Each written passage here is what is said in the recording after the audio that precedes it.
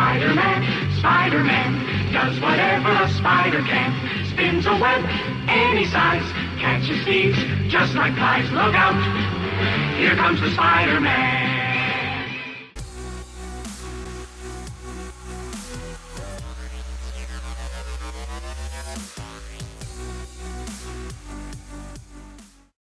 What is up, YouTube? It's Kingfisher745, and this is going to be episode 20 of the Theme Team Building Series Team Spotlight.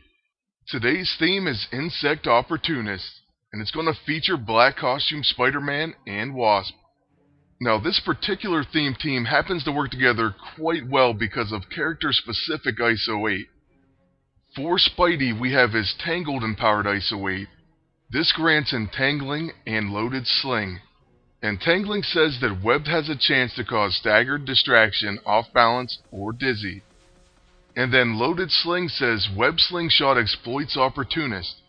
Well, all those previously mentioned debuffs are Opportunist debuffs.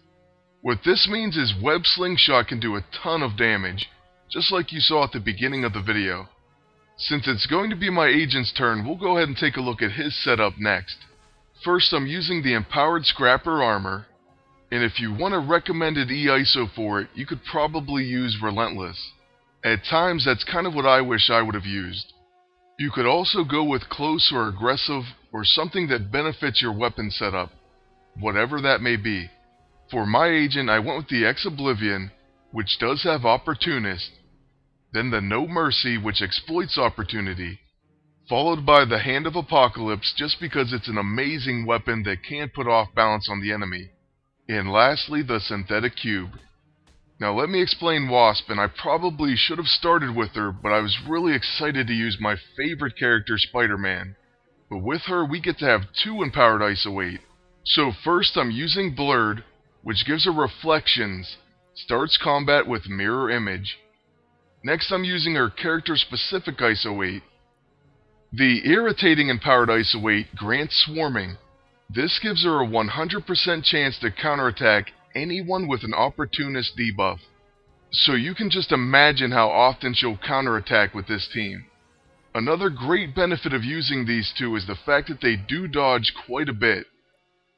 I'm not a huge fan of Evasion just because it doesn't seem to work that great. But even without focusing on it, these two will still dodge quite a few attacks, trust me on that one.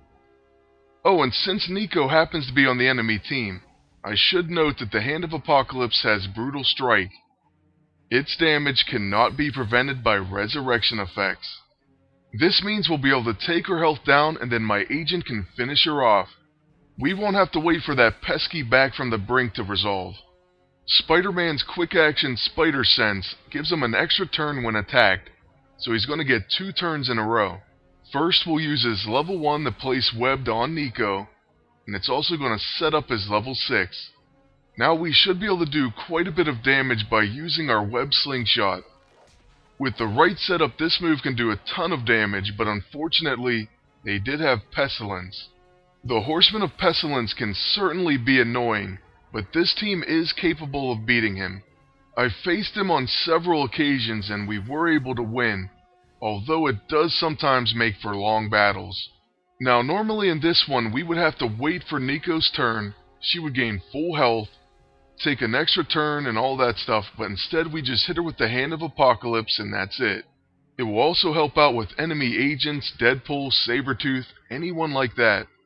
So if you haven't gotten this weapon yet, I fully recommend you try your best. It's from the boss roulette in the current Spec Ops after you beat Apocalypse. Okay, so our second battle was against one of the toughest teams on defense currently. On top of that, they appear to have really good stats.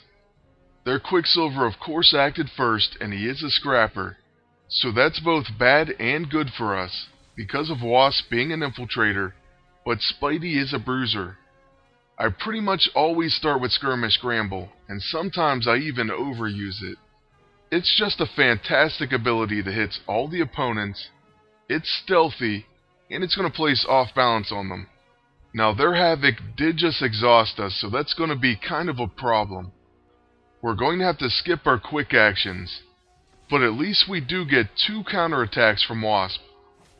The Bioenergy Blast will impair Havoc, so his attacks do 20% less damage and cannot crit. So that's going to come in really handy. On my agent's turn, I'm actually going to go ahead and use the cube. In my opinion, Blackest Void has gone from a minor nuisance to a major problem. Maybe it's just me, but that disoriented seems to kick in all the time, and right away it does for them as well. It didn't do all that much damage, but I'd much rather have them hit each other. Oh, and Wasp will apparently still counterattack due to her E-ISO. Still, there's plenty of bad news for us. Havoc gained an uncanny coordination, and he's going to go for his plasma wave. But he shoots his own agent in the back, and now we're going to get another Opportunist counter. So far, Disoriented is definitely our MVP, and it's working out amazing. And speaking of amazing, we're going to do a web slingshot on Quicksilver. However, it doesn't do enough damage to finish him, so we're still in some trouble. He's a scrapper, so he very well could go after our Wasp. So let's see what he does. First, a blinding punches on his own teammate. But yet another uncanny coordination. Luckily he is stunned this time, but we have to finish him off. Still, Disoriented went 3 for 3. Quicksilver decides to use a Vortex Lariat, and he will be counterattacked twice. Well, he dodges the first, so I doubt that the second counter will be enough to take him down. The Bioenergy Blast leaves him just short, under 3000 HP. Now we have to try to do our biggest attack on Havoc, so it's time for a fist bump. I just don't think it's going to do enough damage, so that uncanny coordination really hurt us. Just the fact that they can proc back to back like that is one of the reasons why this team is so tough. Just as I thought, it's not going to be enough damage, so he is going to get to use another plasma wave. Nice, well apparently he was weakened enough to where it didn't do that much damage. Spider-Man will live to fight another day. Next, with my agent, I think I'm going to use the X-Oblivion. All of the enemies are pretty low on health, and I want to kind of set up Spidey to do a huge hit. The other option would be to play it safe and to use the cube's heal. But you know what, I like to live dangerously. Now it's going to be their agent's turn, so let's see what he's got for us. At this point, they have a lot of Opportunist debuffs, so I'm sure Spidey can't wait to attack. And their agent seems to love using the No Mercy. Wasp, of course, will counterattack, and then it's finally going to be our Spider-Man's turn. I believe we're no longer exhausted, so I can use Spider Sense once again. With the amount of times that he got attacked in this battle, I probably should have used it even when he was exhausted. Next, it's time for that beefed up web slingshot. And we're going to use it on Quicksilver, even though we probably don't need to, because he does have that biofeedback. Still, we did a massive hit and it didn't even crit. Next, we'll finish their agent with a fist bump. And then it's just going to be Havoc who will die the biofeedback. Then let's move on to our third and final battle of the video. This is a pretty funny matchup because it's Agent King versus Agent Fisher. He has a pretty tough team in Quicksilver and Deadpool, and also he has some incredible stats. I know it's not the highest I've ever faced, but it's almost 63,000 HP on a Quicksilver. That's pretty impressive. The good news is we do get to start with our Spider-Man, and we can use Spider Sense. Then I'm going to use our level 1 on Deadpool. So this is going to put a ton of Opportunist debuffs and also enrage us. The enemy Deadpool is winded, cornered, and exhausted. The fact that he's winded means he won't gain a follow-up when he hits Wasp. And after she gets a chance to use her Skirmish Scramble, he won't be counterattacking like that. Now, if only Off Balance could stop Blast from the Past, or if anything could stop it really, I'd be happy. And speaking of that, he just got Time Displacement. Occasionally jumps into the future should be always jumps into the future. I think they should probably change the wording on that. But at least we are able to use Skirmish Scramble, and since it's an AoE we didn't have to worry about Disoriented. Wasp also gains Nimble, so she does have a good chance to avoid attacks. The bad news is we didn't get to place Off Balance on Deadpool because of reality hacking. With my agent's first turn, we're going to use the X-Oblivion. This should add quite a few debuffs to the enemy team, and it even has a chance to place Off Balance. Regardless, we should be setting Spider-Man up for a pretty big web slingshot. The enemy Quicksilver has a lot of debuffs, and hopefully he doesn't do that much damage. However, there is one other thing we need to worry about, and that's the Vortex Lariat. For his first attack, he focused on Wasp, and he did do minimal damage and even missed a few. And now it looks like he is going for the stun. But to be honest, I'm pretty happy that it did miss Spider-Man. He stunned both my agent and Wasp, however. Spidey's disoriented, so he may hit our own teammate, but we don't care, we're going after their agent. Thankfully, this decision works out, and we end up taking him out in one attack. Next, Spidey comes in once again and protects against Deadpool. No Holds Barred unfortunately wipes all of Deadpool's debuffs, and he's going to gain a follow-up attack. So that's going to be a sharp, pointy things. Now, Spider-Man has so many debuffs on him, and we can't use our cube to remove them. I have to hope that he lives through all of these attacks from Quicksilver, and then maybe we can make it back around to my agent. Quicksilver seems to be obsessed with attacking Wasp, so that's going to work out for us. I'll take this opportunity to use Spider Sense, and then our first ability, which has those Opportunist debuffs. Not to mention that it also applies Web, so this is basically just a setup turn. Once we make it back to my agent's turn, we should be able to give Spidey a clean slate. And there goes one of those amazing dodges right on a blast from the past. Believe it or not, he's actually not socketed to evade, he just has really high starting evasion. Now with Wasp, I believe it's time for another Skirmish Scramble. Like I said, I just always use this ability, and I probably overuse it. But it's always a good idea to reapply that off-balance debuff, and also Nimble to herself. Now I can definitely promise there's going to be a big finish at the end. But during the end of this video, I also want to talk a little bit about something called Patreon.